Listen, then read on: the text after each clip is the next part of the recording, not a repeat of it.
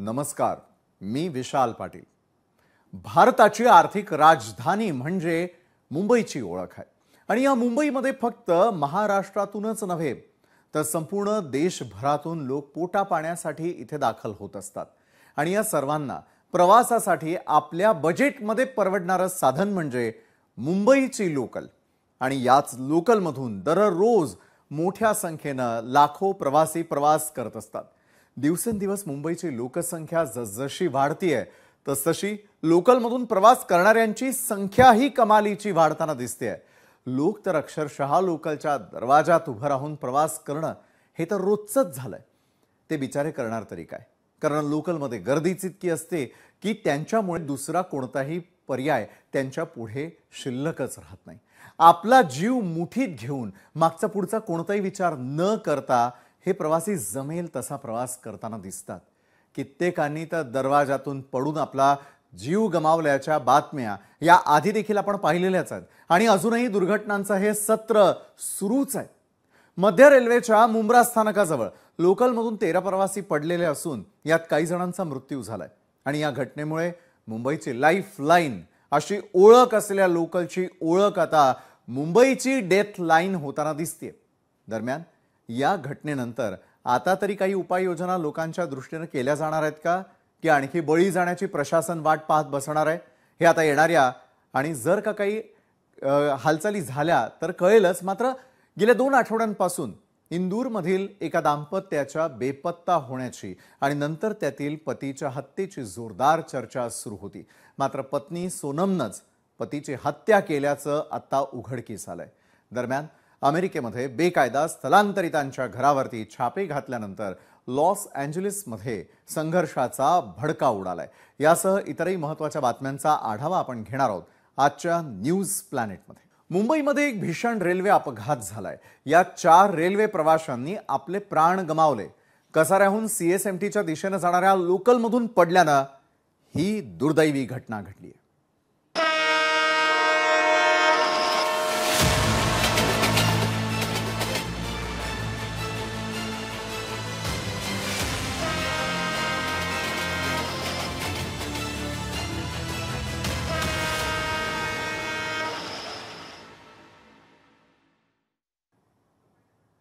या आठवड्याची सुरुवातच खूप भयंकर झालेली आहे। नेहमीप्रमाणे आपल्या कामाच्या ठिकाणी पोहोचण्यासाठी मुंबईकरांनी आपापल्या स्टेशनवरून लोकल पकडली होती। रोजप्रमाणे होणारी गर्दी लक्षात घेऊन आपल्याला आज जागा मिळणार नाही, मात्र कामाच्या ठिकाणी तरी वेळेत पोहोचायचंय हाच विचार मनात घेऊन मागचा पुढचा कोणताही विचार न करता प्रवाशांनी दरवाजात कशीबशी जागा मिळवली आणि लोकलच्या दरवाजातच ते लटकून उभे राहिले। एक रेल्वे ही छत्रपती शिवाजी महाराज टर्मिनसच्या दिशेने जात होती तर दुसरी लोकल ही कसाऱ्याच्या दिशेने जाताना त्या ठिकाणून प्रवास करत होती। दिवा मुंब्रा स्टेशनच्या दरम्यान जेव्हा या दोन्ही लोकल एकमेकांना क्रॉस होत होत्या तेव्हा दोन्ही लोकलमधील दरवाजामध्ये उभे असलेल्या प्रवाशांच्या बॅगा या एकमेकांना घासल्या गेल्या आणि त्यावेळी 13 प्रवासी हे लोकलमधून खाली पडले आणि तेही ट्रॅकवर। या दुर्घटनेमध्ये एकूण 4 जणांना आपला जीव गमवावा लागलाय। कामावर आपली हजेरी लावायची आहे, लेटमार्क टाळायचा आहे अशी भावना घेऊनच हे प्रवासी कदाचित घरातून निघाले असतील। मात्र त्यांनी कधी स्वप्नातही विचार केला नसेल की त्यांचा हा लोकल प्रवास आयुष्याचाच प्रवास कायमचा थांबवेल। या दुर्घटनेनंतर काही सत्ताधारी आणि विरोधकांच्या प्रतिक्रिया देखील समोर आलेल्या आहेत, त्या आधी पाहूया।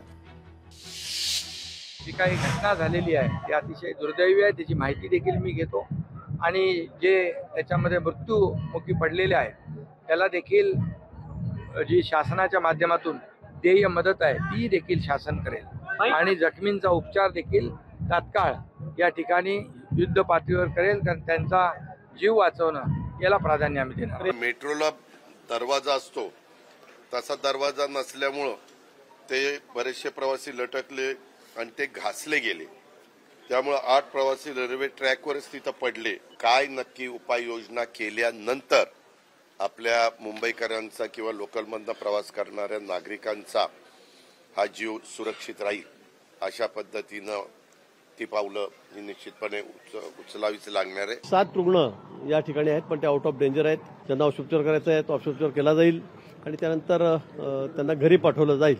3 आणि 1 4 ही संख्या आहे मृत पावलेल्यांची. त्या 4 आपण मदत म्हणून त्यांच्या कुटुंबियांना 5-5 लाख रुपये या ठिकाणी जाहीर केलेले आहेत. जे जखमी आहेत त्यांना त्याची ग्रॅव्हिटी बघून त्यांना 50,000, 1 लाख, 2 लाख ठिकाणी दिले जातील. त्याचा सर्व उपचार जो आहे हा शासनाच्या माध्यमातून केला जाईल. मी गेले इतके वर्षाचे मी तुम्हाला सांगतोय की बाहेरून येणारे जे लोंढे आहेत आपल्या सगळ्या शहरांवरती आदळणारे, याच्यातनंच ही रेल्वे कोलमडली कशासाठी? रेल्वेचा बोजवारा उडालेला आहे, सगळ्या अख्ख्या ट्रॅफिकचा बोजवारा उडालेला आहे.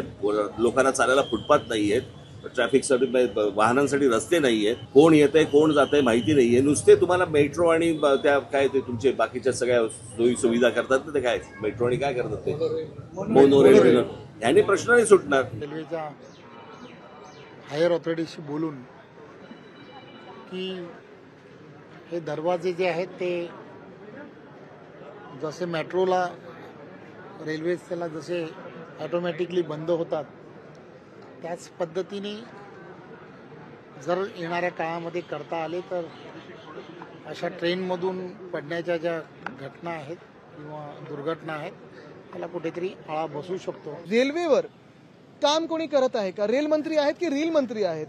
हे ना तुम्ही नुकसान भरपाई असेल, कॉम्पेन्सेशन असेल त्यांच्या परिवाराला द्याल, पण पुढची जी लोक आहेत जे रेलमधून प्रवास करणार आहेत, जी लोकलमधून प्रवास करणार आहेत, सगळा काही फोकस तुमचं एसी ट्रेनवर आहे, इमारतींच्या उद्घाटनावर आहे, पण रेल्वे सेफ्टीवर कोणाचा नक्की लक्ष आहे हे पण प्रश्न विचारणं गरजेचं आहे. आणि कुठे ना कुठेतरी रेल मंत्री याचं उत्तर देतील का?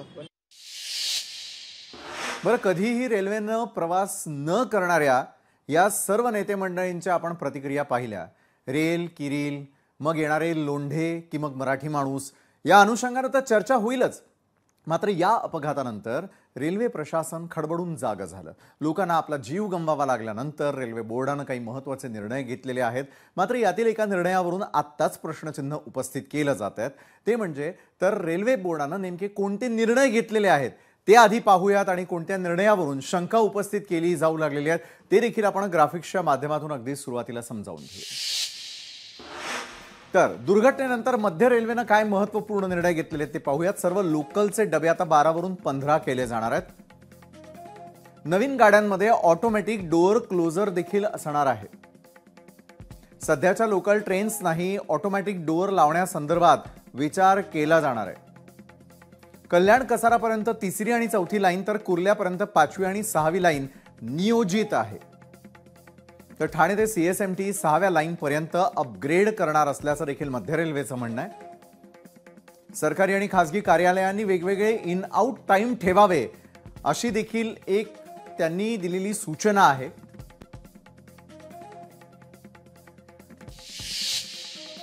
तर एकंदरीतच ऑटोमॅटिक डोअर्स जे आहेत त्या संदर्भामध्ये जितेंद्र आव्हाड यांनी नेमकी काय प्रतिक्रिया दिलेली आहे ती देखील आपण पाहूयात. ऑटोमॅटिक बंद दरवाजे हे कॉमन लोकलला इम्पॉसिबल आहे, सफोकेशन होईल आतमध्ये. अहो श्वास तर घ्यायला हवा तर आली पाहिजे. उगाच काहीतरी एक अपघात झाल्यानंतर हा काहीतरी विनोदी भाष्य करायचं की आम्ही रेल्वे म्हणजे दरवाजे बंद करण्याचा आमचा मानस आहे. दरवाजे कसे बंद होणार? दरवाजा बंद झाला तर श्वास कसा घेणार आतमधला माणूस? बरं, एका बाजूला जितेंद्र आव्हाड यांचं म्हणणं आहे श्वास कसा घेणार. मात्र लोकलनं प्रवास करत असताना AC लोकलचे दरवाजे देखील बंद करणं हे सोपं नसतं. अनेक वेळेला पोलिसांना त्या ठिकाणी ढकलावं लागतं. त्यानंतर वाटलं तर ती रेल्वे आणि तिचे दरवाजे बंद होताना दिसतात, नाहीतर मग त्याच रेल्वेचा देखील त्या ठिकाणी लेटमार्क लागतो. एवढं खरं. लोकलचे डबे 12 वरून 15 करण्याचा निर्णय हा योग्य आहे. मात्र ऑटोमॅटिक डोअर क्लोजर सिस्टम अंमलात आणण्यावरून लोकांच्या मनामध्ये मात्र शंका निर्माण झालेली आहे. कारण मुंबईतील प्रवाशांची संख्या प्रचंड मोठी आहे. गर्दीच्या वेळी तर प्रवाशांना दरवाजामध्ये उभं राहण्याशिवाय पर्याय देखील नसतो आणि त्यातच मधून येणाऱ्या AC लोकलमुळे नंतरच्या सध्या लोकलवरती प्रवाशांचा अतिरिक्त भारही पडतो. बरं, असं सगळं असताना ऑटोमॅटिक दरवाजे बसवले तर प्रवाशांची काय अवस्था होईल याची कल्पना न केलेलीच बरी. दरवाजामध्ये लटकून प्रवास करणाऱ्यांचं समर्थन करण्याचं कारण नाही. मात्र हा प्रकार थांबवण्यासाठी रेल्वे प्रशासनानं अजून ठोस उपाय करण्याची गरज आहे. आणि या संदर्भात अधिक चर्चा करण्यासाठी आज आपल्या सोबत आहेत ते म्हणजे रेल्वे महिला प्रवासी संघटनेच्या अध्यक्षा वंदना गायकवाड स्वतः स्टुडिओमध्ये आपल्यासोबत आहे. वंदनाजी, स्वागत तुमचं. RTI कार्यकर्ते समीर झवेरी आपल्या सोबत आहेत. उत्तर भारतीय विकास सेनेचे सुनील शुक्ला, मनसेचे प्रवक्ते हेमंत कांबळे आणि भाजप प्रवक्ते समीर बाकरे देखील आपल्या सोबत जोडले गेलेले आहेत. सर्व मान्यवरांचं स्वागत यावेळेला मी करतो. मात्र सगळ्यात पहिला प्रश्न, वंदना गायकवाड, मी आपल्यापासून सुरुवात करणार आहे. एका बाजूला रेल्वे महिला प्रवासी संघटनेच्या तुम्ही अध्यक्ष आहात, मात्र जर तुम्ही डोंबिवलीकर असाल, कल्याणकर असाल, घरची सगळी कामं करून आपल्याला जर आपल्या योग्य त्या ठिकाणी ऑफिसमध्ये पोहोचण्यासाठी लागणारा वेळ असेल किंवा रस्ते त्यामध्ये होणारी डोंबिवलीकर आणि कल्याणकरांची जर कोंडी असेल, आजच्या घटनेकडे तुम्ही कसं पाहता? उद्या सकाळी पुन्हा स्टेशनवर जाऊन ऑफिस गाठायचं तुम्हाला वंदनाजी?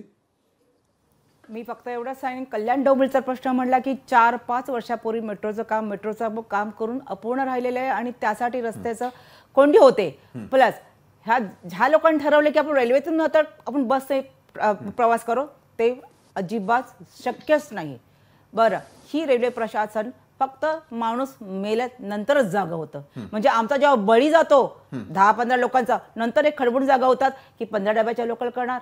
हा, आत्ता जागे तुम्ही 15 डब्याचे. किती वर्षापूर्वी आम्ही मागतो 15 डब्याच्या गाड्या, तेव्हा तुम्ही दिल्या नाहीत. आम्हाला ह्या सुखसोयी हव्यात, कारण आम्ही मतदारसंघ आहेत. बरं, ह्या घटना घडतात, एक तरी खासदार आमदार घुसतो का या बातम्यामध्ये? आले का कधी विचारायला की काय झालं, गर्दी का झाली, कशा प्रकारे घटना घडल्या? हे कोणी तिकडे प्लॅटफॉर्मवर आमचं वाली नसतो, फक्त मतं मागायला फक्त येत असतात. आणि वाहतूक कोंडी, सर्व कोंडी, सगळं ट्रॅफिक वर करून आम्हाला प्रवास करून जावं लागतं. 2 दुहेरी आमची कुचंबणा केली जाते अक्षरशः सर्वकडून. फक्त मतं मागता तुम्ही, पण आम्हाला तुम्ही नवीन ह्या योजना तुम्ही केलेल्या आहेत, फक्त गाजर दाखवलेलं आहे की हा बाबा आम्ही करणार. रेल्वे मंत्री येतात, फक्त ते बरोबर म्हणतात, ते रील काढतात वगैरे, पण भाषा बाकी मुंबई लोकल बद्दल विषयच काढत नाहीत. आम्ही गाड्या किती सुरू केल्या आणि आता मोठ्या प्रकारच्या ज्या AC गाड्या किंवा मोठ्या प्रकारचे प्रोजेक्ट आहेत त्यांचे, वंदे भारत, ते कसे केले आणि कशा प्रकारे चालले? आणि वंदे भारत कोणाला उपयोग पडली? आम्हाला नाही उपयोग पडली.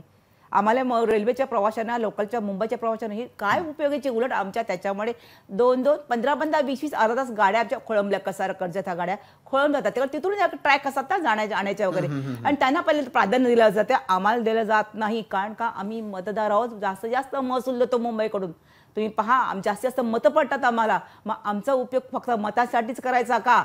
आमचा टॅक्स कुठे जातो? आम्ही जो भरतो तो जास्त टॅक्स कुठे जातो? फक्त झोळीत भरायचा. रेल्वे मंत्री, मी सांगते, GM जेव्हा येतात कसारा कर्जतला, तेव्हा आम्हाला कुठे सूचना प्रवास संघटना दिली जात नाही. त्यांचे पक्षाचे नेते फक्त झेंडे दिसतात आम्हाला, आणि नंतर उद्सवाशी कळतं या येऊन गेले का GM वगैरे. मग आम्ही कशासाठी आहोत? मग तुम्ही प्राधान्य का आम्हाला देता? वंदनाताई, मूळ मुद्द्याला तुम्ही हात घातलेला आहे. सत्ताधाऱ्यांकडनं तर मी उत्तर घेणारच आहे या संदर्भात. मात्र यावेळेला RTI कार्यकर्ते समीर झवेरी यांना मला पुढचा प्रश्न करायचा आहे. समीरजी, आजच्या दुर्घटनेनं जुन्या आठवणी पुन्हा एकदा ताज्या झाल्या का? ज्यांनी जीव गमावला त्यांच्या परिवाराचं पुढे काय? आणि आज आपल्याला उपाययोजनांवरती खरं तर चर्चा करायची आहे. मात्र उपाययोजनांवरूनच सुरू झालेलं रणकंदन आणि त्यात राजकीय पक्ष, या विषयाकडे जाणार आहोत. मात्र समीरजी, जुनं काही आज आठवलं का?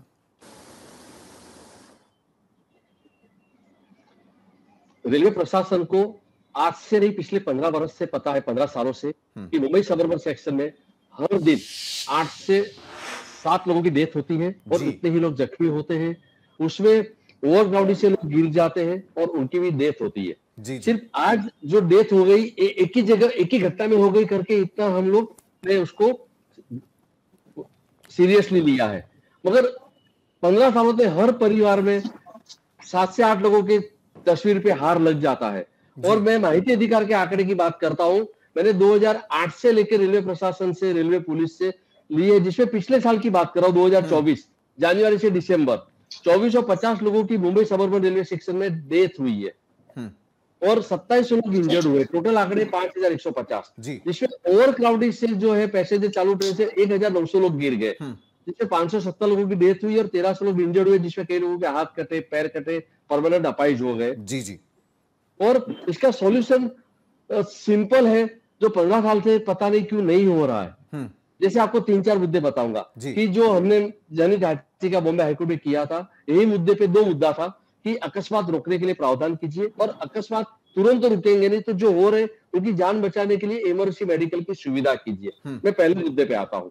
उसमें 3-4 बातें थी कि जो बारगांव की ट्रेन CST से जो जाती है, वो ट्रेन में 25 कोची से डिब्बे हैं, तो रेलवे का ट्रैक, रेलवे की सिग्नलिंग यंत्रणा, सब कुछ उसके लिए फिट है। लोकल ट्रेन तभी एकदम पहले 9 डब्बे की थी, फिर 12 की हुई। हमने कहा 15 डब्बे की सब लोकल ट्रेन कर दीजिए, क्योंकि आपको प्लेटफॉर्म की जो हाइट है वो लंबाई थोड़ी बढ़ानी पड़ेगी। आपका पैसेंजर है, लोग टिकट लेकर ट्रैवल करते हैं, तो वो फिर कल्याण से सीएसटी कुछ ट्रेन नाम की हुई है 15 डब्बे की, और जो फास्ट ट्रेन है तो सभी ट्रेन आप कीजिए। दूसरा हमने कहा कि आप सीटिंग अरेंजमेंट जो मेट्रो सिस्टम है वो कीजिए, तो भले लोग खड़े खड़े जाएंगे, भीड़ में जाएंगे, मगर गिर के मरेंगे तो नहीं, असुविधा होगी वो चलेगा, वो कर सकते हैं, कोई बड़ी बात नहीं थी। तीसरी बात थी कि जो टेक्नोलॉजी पूरी दुनिया में इस्तेमाल हो रही है उसको यूज करेंगे। तो अभी जो लोकल ट्रेन चल रही है उसकी फ्रीक्वेंसी हर 3 मिनट में एक है, वो टेक्नोलॉजी यूज करके फ्रीक्वेंसी जो है करीबन 1.5 मिनट या 2 मिनट हो सकती है।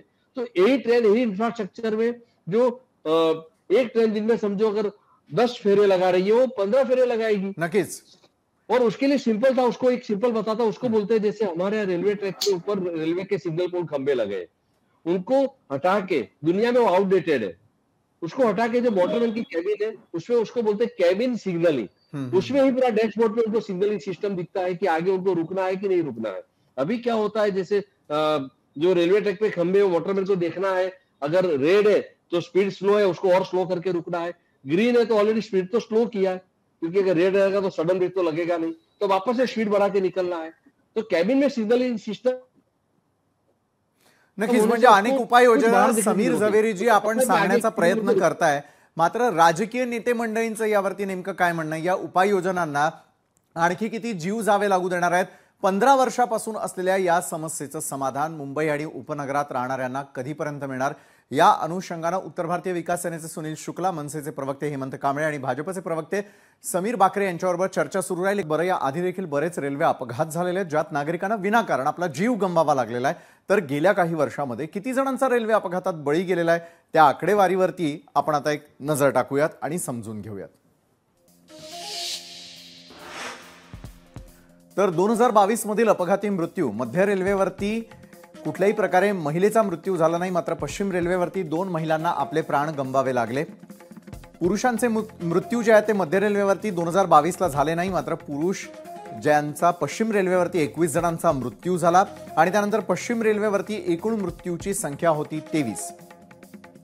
त्यानंतर 2023 मधील अपघातांची आणि त्यात झालेल्या मृत्यूची आकडेवारी आपण यावेळेला पाहतोय। मध्य रेल्वेवरती महिला 2, पुरुष 9 आणि एकूण 11।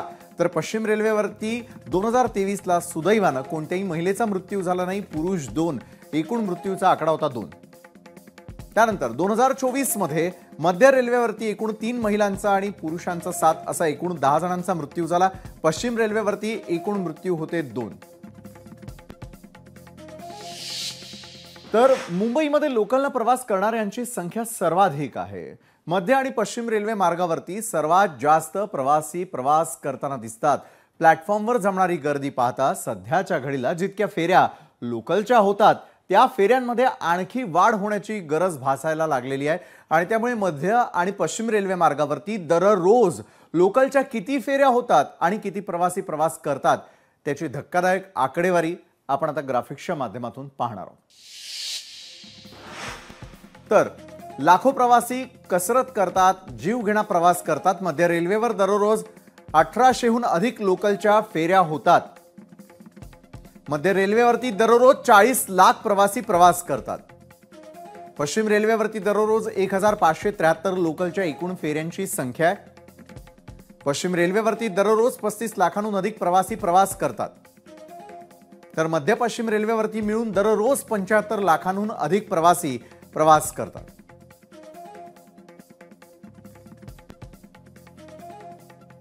तर एकंदरीतच आपण पाहायला गेलं तर ज्या प्रकारची आकडेवारी आपण पाहिलेली आहे त्यानंतर थेट आपण उपाययोजनांवरती खरं तर चर्चा करणार आहोत।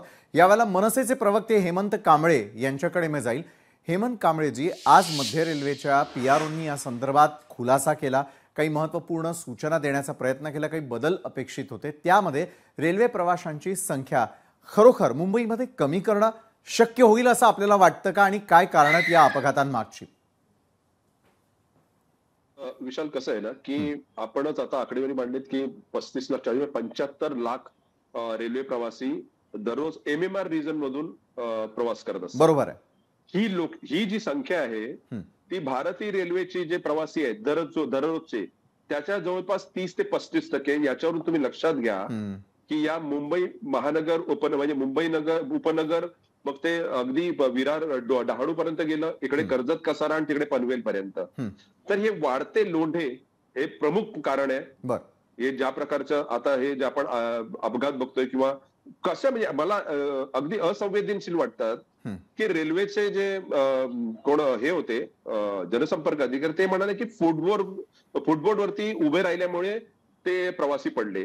तुम्ही रेल्वे चालवता तेव्हा त्यांच्याकडून तिकिटाचे पैसे घेता, तुम्हाला रेव्हेन्यू मिळतोय, अशा वेळेला अशा प्रकारचं वक्तव्य कसं काय येऊ शकतं? एक.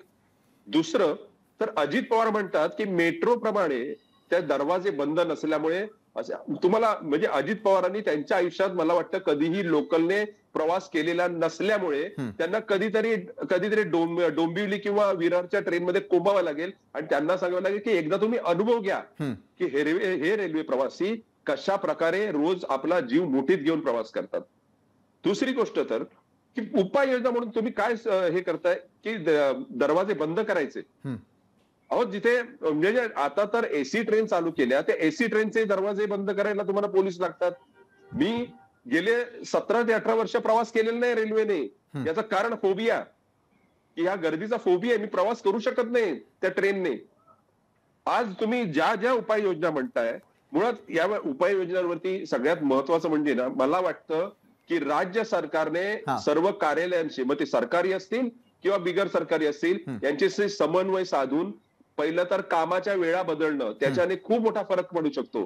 तुम्ही रेल्वेचे डबे वाढवाल, ते 12 चे 15 पूर्वी 9 डब्याची रेल्वे होती, ती 12 डब्याची झाली, आता 12 चे 15 कराल. याच्याने रेल्वे प्रवासी कदाचित समाविष्ट केले जाऊ शकतील. पण कामाच्या वेळा जर बदलल्या गेल्या तर मला वाटतं खूप मोठा याच्यावरती आपण हे सोल्युशन आणू शकतो. एक याच्यावरती उपाययोजना होऊ शकते. हे सगळ्यात महत्वाचं. आणि परप्रांतीयांचे लोंढे याच्यावरती राष्ट्रीय पक्ष म्हणून काँग्रेस आणि भाजप हे तोंड उघडणार नाहीत. बरं. आणि त्याचबरोबर राज्य स्तरावरचे जे पक्ष आहेत त्यांनाही आपल्या मतांची कुठेतरी काळजी आहे, म्हणून या MMR रिजन मधले जे काय हे आहेत परप्रांतीय आहेत त्यांच्यावरती कधीच बोलणार नाहीत ते. अहो जे मूळ कारण आहे, जवळपास या MMR रिजनची लोकसंख्या आता 2.5 ते 3 कोटी आहे. आपला अजूनपर्यंत ही जनगणना झालेली नाही. तुम्हाला कळेल किती लोकसंख्या वाढली आहे ती, अजून किती वाढणार. सन्माननीय राजसाहेब ठाकरे गेली 25 वर्ष, म्हणजे मनसेची स्थापना होऊन 18 वर्ष झाली, गेली 25 वर्ष सातत्याने वाढत्या लोकसंख्येबद्दल. तुमचं म्हणणं आहे की मुंबईवरती येणारे जे परप्रांतीयांचे लोंढे, त्यामुळे कुठेतरी या सुविधांवरती ताण पडताना दिसतोय. सुनील शुक्ला, मान्य आहे का आपल्याला? दुर्दैव आहेत की लोकांच्या मयतावर या लोक राजकारण करतायत. राजसाहेब ठाकरे जे मयतला गेलेत ते गरीब आहेत, त्यांच्या जाती नसतो, भाषा नसतो, तो गरीब असतो, पोट भरायला तो बाहेर निघालेला आहे. आता परप्रांतीय आहेत, कोण मेलाय त्याच्यामध्ये त्यांना आकडे माहित आहे का? 4 लोक जे मेले आहेत त्याच्यामध्ये किती सुनील शुक्ला लोकल राहणारे लोक. बोलू द्या मला बोलू द्या please, be under protocol. Sunilji बोला तुम्ही आधी पूर्ण. जे लोक इकडे मेलेले आहेत, तुम्ही त्यांच्या घरी जाऊन त्यांच्या परिवार सोबत बसून चिंतन केलंय का? अशा का झालेल्या आहेत ते? तिकडे मृत्यू झालेला आहेत. सरकार जिम्मेदार आहे याच्यामध्ये, सेंट्रल गव्हर्नमेंट आणि स्टेट गव्हर्नमेंट. तुम्हाला सेंट्रल गव्हर्नमेंटवर हस्तक्षेप केला पाहिजे. सेंट्रल गव्हर्नमेंटवर तुम्ही बीजेपीवर हस्तक्षेप करणार नाही, कारण तुम्ही त्यांच्या बी टीम आहेत. आता बीजेपी सरकारला माहित आहे, बीजेपी सरकारला माहित आहे, बीजेपी सरकार कुठलाही मंत्री त्या प्रवास करत नाही. लोकल मध्ये नुसतं गरीब जातो, तो इकडचा जन्मलेला असेल किंवा बाहेरनी आलेला महाराष्ट्रात जन्मलेला असेल, तो इकडे प्रवास नुसता त्याला आपल्या जागावर जायचं आहे. आता मी तेच सांगतोय, तुमच्या मंत्र्यांना एकदा कोंबा डोंबिवली लोकल मध्ये किंवा विरार लोकल मध्ये, म्हणजे त्यांना अनुभव मिळेल. बाहेरचे लोंढे आले म्हणून हे अपघात झाला. 100% तुम्ही बोलताना. अरे तुम्हाला डोकं आहे का सुनील शुक्ला? डोकं आहे का तुम्हाला? धक्का मारलेला आहे कोणी? तुम्हाला डोकं आहे का? त्यांना तुम्हाला डोकं आहे का? एका बाजूला तुम्ही म्हणताय की यावरती केंद्र आणि राज्य सरकार बोलणार नाही. हेमंत कांबळेंनी देखील हाच मुद्दा उपस्थित केला की वोट बँकेसाठी, कारण येणाऱ्या निवडणुकांसाठी सरकार जबाबदारी घेणार का? भाजपचे प्रवक्ते समीर बाकरे, मला आपल्याकडनं उत्तर अपेक्षित आहे. बघा, पहिले तर ही घटना खूप दुर्दैवी आहे, अतिशय वेदना देणारी आहे आणि मी मृतांना आदरांजली वाहतो. बघा कसं आहे, इथे जे सगळे बसले आम्ही सगळ्यांचा आदर करतो आणि याच्यात राजकारण हा विषयच नाहीये. ज्या ज्या ताईंनी किंवा कांबळे साहेबांनी किंवा ज्यांनी सजेशन दिले ते लोकांचा जीव वाचवायला किंवा ही जी सुविधा आहे ती अजून चांगली करण्यासाठी आहे. तर मला असं सांगू इच्छितो की भाजपचं जे सरकार आल्यावर आज मेट्रोचं जे काम खूप वेगाने चाललंय. आपण कुठे गेले कित्येक वर्ष मेट्रो रखडलेले आहेत, रस्ते खणून ठेवलेले आहेत. रेल्वेनं प्रवास करायचा की रस्त्यानं प्रवास करायचा? समीर बाकरे, नाही, कसं आहे विशालजी की मुंबई सारख्या गजबजलेल्या शहराच्या महानगरमध्ये इन्फ्रास्ट्रक्चर डेव्हलपमेंट करताना आज भाजपचे देवेंद्रजी यांनी हिंमत दाखवली आणि मेट्रो प्रोजेक्ट ते नेतात आहे. मध्ये 2.5 वर्षाच्या काळात मेट्रोला जे स्थगिती मिळाली त्याच्यामुळे आपण 5 वर्ष मागे गेलो. तर मला असं म्हणायचंय की आज जो केंद्रीय रेल्वे मंत्री आहे किंवा राज्याचे सरकार आहे ते पूर्ण या प्रॉब्लेम्स बद्दल त्यांना जागरूकता आहे. आणि तुम्ही पाहाल तर बजेटमध्ये त्यांनी यावेळेला जे आहे 2025-26च्या बजेटमध्ये विक्रमी 25,000 कोटी महाराष्ट्राला दिले. त्याच्यापैकी 16,500 कोटी तर मुंबई लोकलसाठी दिलेले आहे. आज जे आपण उपाययोजना म्हणतो हे ऑलरेडी डिस्कशन मध्ये आहे. 180 सेकंद ते 150 सेकंद पर्यंत लोकलचा वेळ आणण्याचं त्यांनी ऑलरेडी प्लॅनिंग केलं आहे. सुनील शुक्लांना अमान्य आहे तुमचा हा मुद्दा. मी अजून एकच मुद्दा सांगतो. आज जे आपण बोलतोय की जे ऑटोमॅटिक दरवाजे बंद करण्यावर आज जितेंद्र आव्हाड आणि बाकीच्या लोकांनी स्टेटमेंट दिला. तर मला असं म्हणायचं की आपण काही उपाययोजनांकडे विचार सुद्धा करणार नाही का? आज जर तुम्ही पाहिलं रेल्वे मंत्र्यांनी जी मीटिंग केली आहे तातडीची, त्याच्यात आज तुम्ही दरवाजांना लुवर्स देऊन व्हेंटिलेशन करू शकता. तुम्ही जे लोकलचा जो वरचा भाग आहे तिथे व्हेंटिलेशन प्रोव्हाइड करू शकता एअर फिल्टरेशननी. आणि तुम्ही दोन डब्यांमध्ये जर बरं हेमंत कांबळेजी या प्रॅक्टिकल सूचना आहेत आणि उपाययोजना असं वाटतं का? कसं आहे मला म्हणायचं विशालजी, उपाययोजना तर कराव्याच लागतील. आज लोकसंख्या वाढते आहे, लोकांना सुविधा द्यायची आहे, रेल्वेची सुविधा त्यांच्यासाठी जरुरी आहे. तर आपण असं नकारात्मक भूमिका नाही, जे कोणतं सजेशन असेल पण मग समीर बाकरेजी आतापर्यंत कुणी रोखून ठेवलेलं आहे? या उपाययोजना कोणाच्या सूचनांशिवायही करणं शक्य आहे?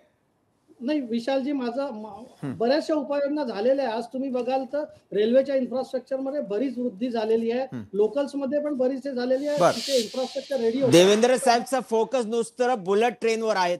1,00,000 कोटीचा खर्च करून ऐकून घ्या तुम्हाला या इकडचा आदिवासी लोकांचा जमीन घ्यायचा आणि कॉरिडॉर 12 स्टेशन मध्ये 4 स्टेशन नुसतं महाराष्ट्राचा, 8 स्टेशन हा गुजरातचा आहे.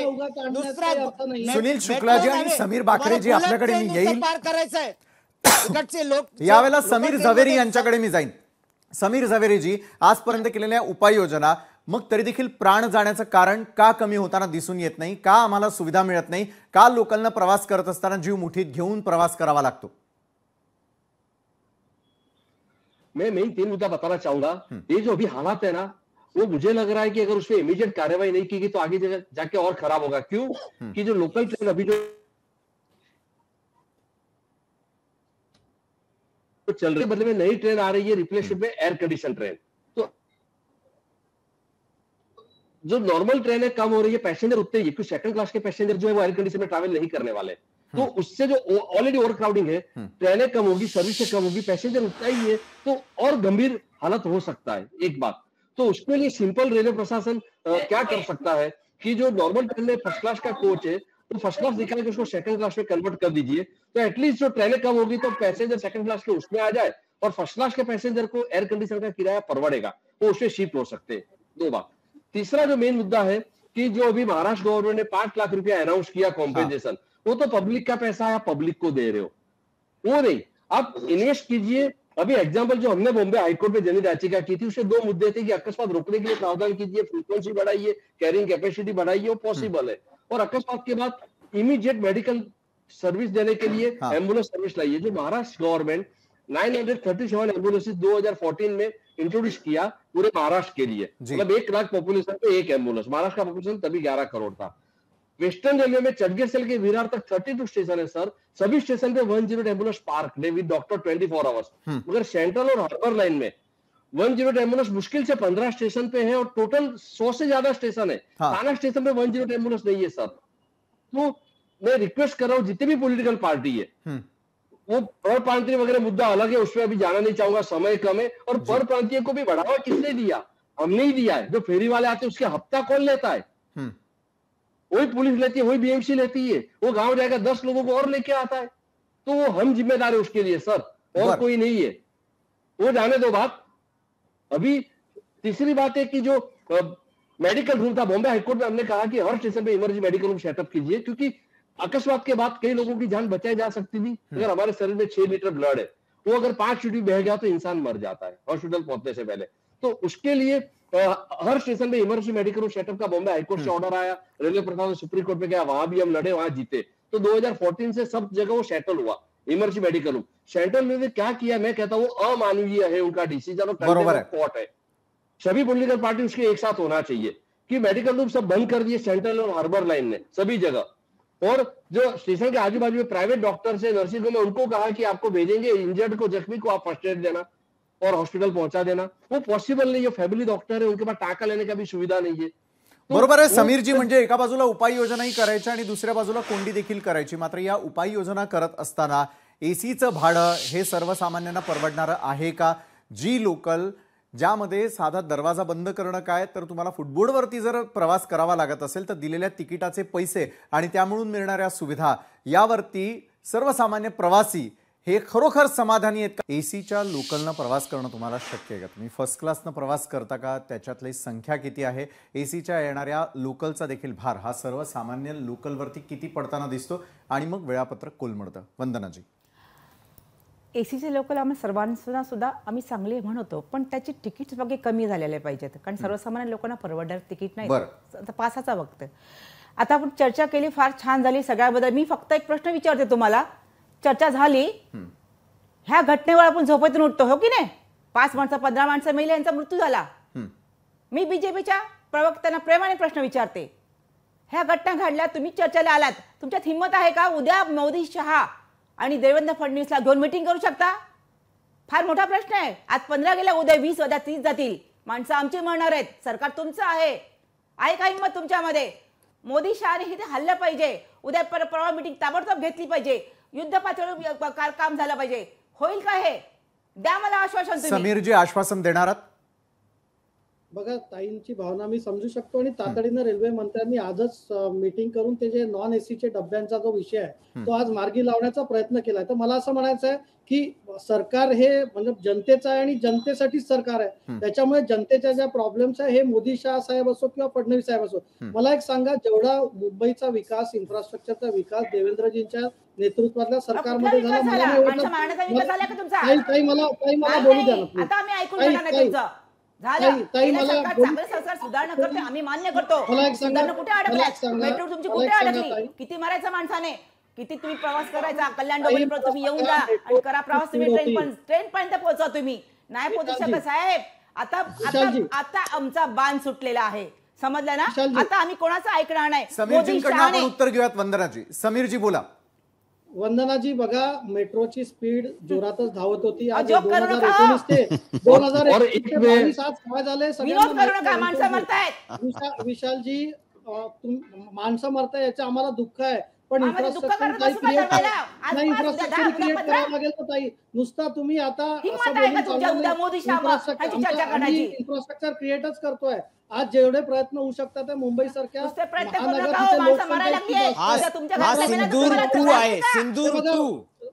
सिंदूर 2 सुनील जी, ये सिंदूर 2 है। हे असं नुसतं महिला लोग आपको जवाब सही दे रहे हैं। राजकारण करण्यात आप सिर्फ गुजरात का प्रोग्रेस देख रहे हैं, सकारात्मक चर्चा झाली आप सिर्फ गुजरात का प्रवास देख रहे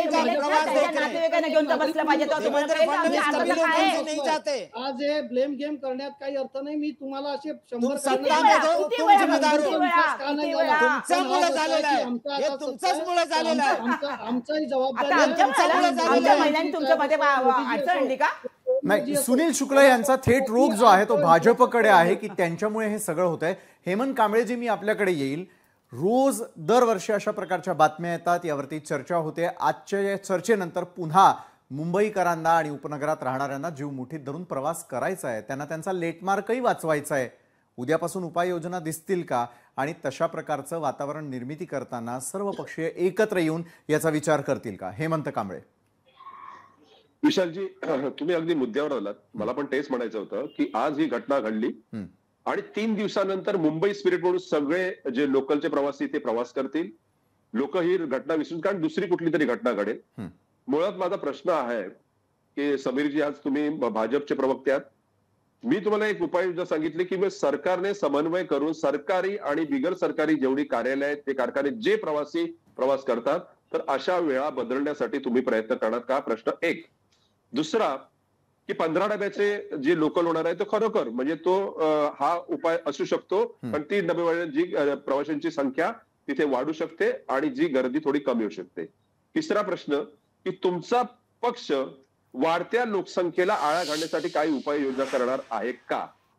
चौथा प्रश्न की दरवेळी रस्ते अपघात असो किंवा कोणताही अपघात असो, रेल्वे अपघात असो, म्हणजे त्या प्रवाशाची किंवा त्या नागरिकाची चूक असू दे नसू दे, तो जीवानीशी जातो, त्याचं जे कुटुंब आहे ते पोरकं होतं, त्याला दरवेळी मृताला 5 लाखाचीच का फक्त जी नुकसान भरपाई दिली जाते त्याच्या वारसांना, त्या 5 लाखात नेमकं काय होणार आहे?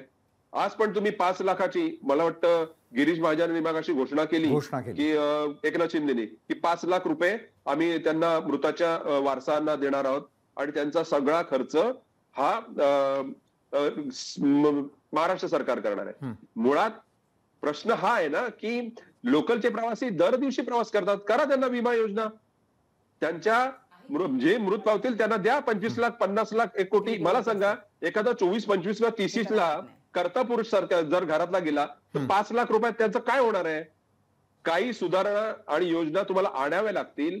मी म्हणतो की एखादी घटना घडली की त्याचं राजकीय भांडवल करण्यात आम्हाला कोणताही रस नाही, पण आम्ही जेव्हा तुम्हाला काही उपाययोजना सांगतो आणि त्या भल्याच्या असतात तर त्याचं फक्त क्रेडिट म्हणजे विरोधी पक्षाला किंवा महाराष्ट्र नवनिर्माण सेनेला मिळू नये म्हणून तुम्ही जर त्या योजना राबवणार नसाल तर मला वाटतं मग तुम्ही राजकारण करताय. बरं, मग उपाययोजना राबवल्या जाणार का? समीर बाकरे, प्रत्येक प्रश्नाचं उत्तर अगदी थोडक्यात द्या. महाराष्ट्र बघतोय आणि त्यांना अपेक्षा आहेत आपल्या सरकारकडून, मुख्यमंत्र्यांकडून, देशाच्या पंतप्रधानांकडून. समीर बाकरे. बघा विशालजी, यांनी जे जे मुद्दे उचलले त्याला मी एक गोष्ट सांगू इच्छितो की ज्या ज्या योजना कराव्या लागतील, प्रवाशांचा जो प्रवास आहे तो म्हणजे सेफ राहायला पाहिजे आणि त्यांना अफोर्डेबल पण राहायला पाहिजे. ते कार्यालयाच्या वेळा बदलणं असो, नवीन इन्फ्रास्ट्रक्चर क्रिएट करणं असो, जास्तीचे डब्बे लावणं असो किंवा 2 ट्रेन मधला वेळ कमी करणं असो. तर मला असं म्हणायचं आहे की याच्यावर कोणतंच राजकारण नाहीये. जे जे सजेशन्स इथे आहे, मी म्हणजे पार्टीचा प्रवक्ता म्हणून तुम्हाला आश्वस्त करू इच्छितो, ते सगळे मी माझ्या पार्टीकडे परत सांगीन. जरी आमच्या उच्चस्तरीय लोकांकडे हे मुद्दे ऑलरेडी आहेत आणि हे चर्चेकडनं त्याचं सोल्युशन काढायचा प्रयत्न होतोय, तरी हे मुद्दे परत आम्ही ठेवू.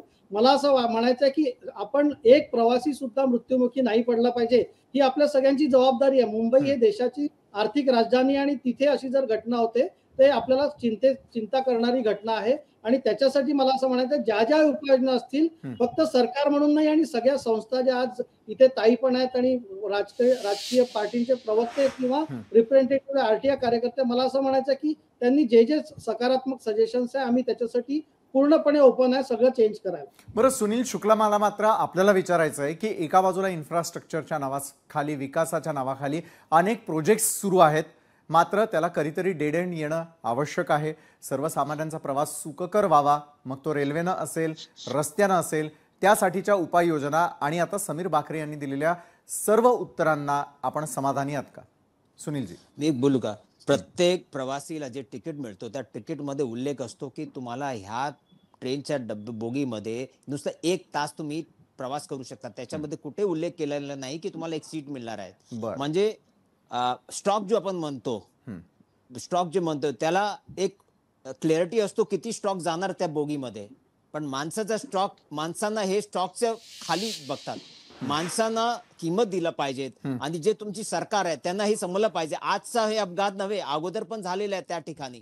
मग हे तुम्ही कशा टाळू शकतात, इन्फ्रास्ट्रक्चर कशा तुम्ही तिकडे क्लिअर करू शकतात किंवा लोकांना एक स्थिर म्हणजे एक जाण्याचा वेळ, त्यावेळी ते भीड असायला नको, त्या पर्याय तुम्ही केलं पाहिजे.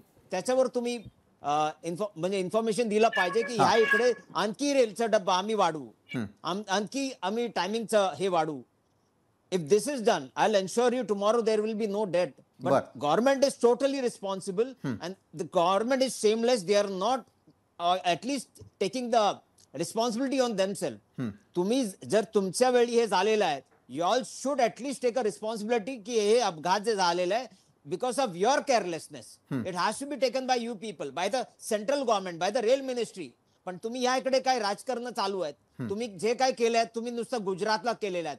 1 लाख करोडचं तुम्ही बुलेट ट्रेनचं जे राबवतायत ते प्रोजेक्टचं तिकडे तुमचं लक्ष आहे. पण इकडचं लोकल जे राहणारे इकडचे लोक आहेत, जे भूमिपुत्र लोक आहेत, त्यांचा प्रवास कसा सोय झाला पाहिजे त्याच्यावर तुमचं लक्ष नाही. मला एकच बोलण्या इच्छितो, आता 2 दिवसानंतर आपण हे विसरून जाणार, पण तिकडचं जे लोक तिकडनं सवारी परत घेणार आहेत त्यांना हेच वाटणार उद्या आपण पडणार खाली. मग तुम्ही ट्रेन वाढवलं पाहिजे, टायमिंग जे ट्रेनचं आहेत बरोबर आहे ते कमीत कमी असायला पाहिजे, सुनीलजी जास्त बोगी असायला पाहिजे. सर्वच उपाययोजना सर्वांनी अतिशय योग्य रीतीने सांगितलेल्या आहेत. सर्व मान्यवरांकडे मला जायचं आणि वेळ आपली संपत आलेली आहे. समीर झवेरीजी, मी आपल्यापासून सुरुवात करेन. हीच डेथलाइन लाइफलाइन कशी बनणार थोडक्यात? जब हमारे गवर्नमेंट सीरियसली से मुंबई लोकल ट्रेन जो खरीदते हैं 50% पैसा महाराष्ट्र गवर्नमेंट देती है, 50%. मैंने माहिती अधिकार से लिया था, 3000 करोड़ रुपया महाराष्ट्र शासन ने दिया. और रेलवे ऑफिसर की कमेटी का रिपोर्ट था कि महाराष्ट्र के पैसे से जो ट्रेन खरीदी गई उसमें कुछ ट्रेन दिल्ली रेलवे बोर्ड ने कलकत्ता लोकल ट्रेन को दे दी थी. वहां सेंट्रल रेलवे लिखा हुआ लोकल ट्रेन चल रही थी. तो हमारा जो पॉलिटिकल व्हील है, जो गवर्नमेंट है, वो चूक क्यों है कि हमारे, और जो विपक्ष है कि हमारे महाराष्ट्र के पैसे की ट्रेन कलकत्ता में कैसे गई और यहाँ लोग और गाड़ी से गिर के मर रहे. तो गवर्नमेंट को सीरियसली लेना चाहिए. सिर्फ 5 लाख रुपया कॉम्पेंसेशन दे दिया, कमेटी का गठन करने का वो दे दिया, वो तो जमाने से हम सुन रहे, कमेटी के बाद कुछ होता जाता है नहीं. उसके लिए सीरियसली लेना चाहिए उसको कि आइंदा हो नहीं दुर्घटना. जसं समीरजी तुम्ही म्हणालात तसंच मला आता थेटपणे हेमंत यांना विचारायचं आहे की हेमंतजी, एका बाजूला विरोधी पक्षांना देखील आता जागरूक होण्याची वेळ आलेली आहे. एका महत्त्वाच्या मुद्द्यावरती राज ठाकरेंनी आज बोट ठेवलेलं होतं, तो देखील मुद्दा पुन्हा अधोरेखित होणं किती गरजेचं आहे, तेव्हाच ही डेथलाइन आपली लाईफलाईन होऊ शकेल.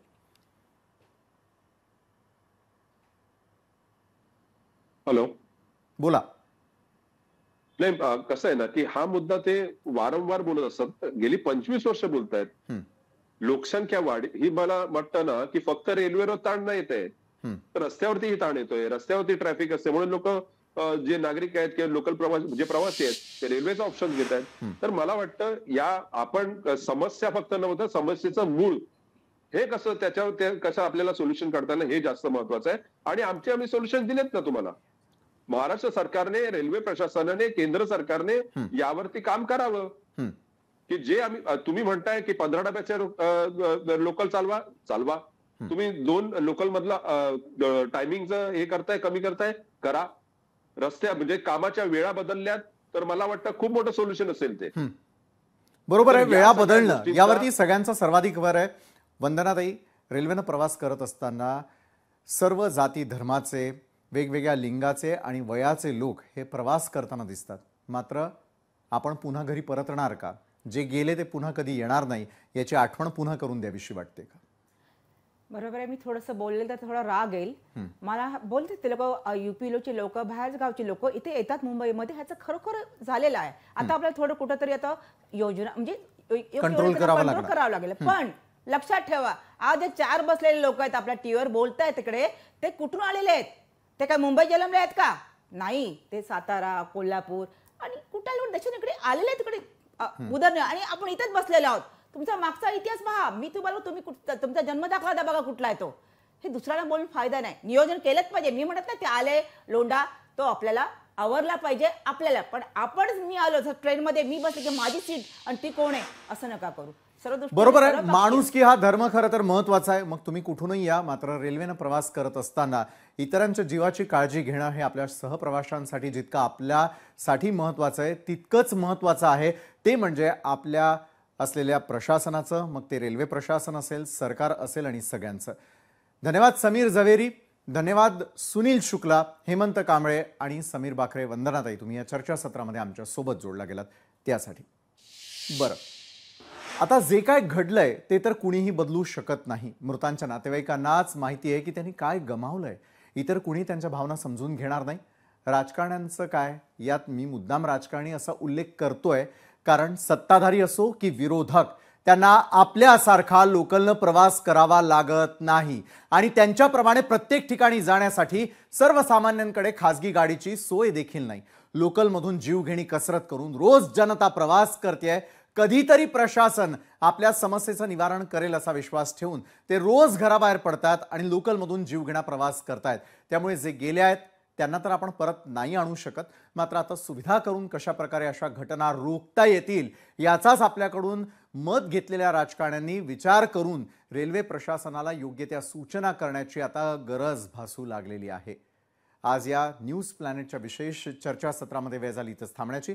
ताज्या घडामोडींसाठी पाहायला विसरू नका लोकशाही मराठी.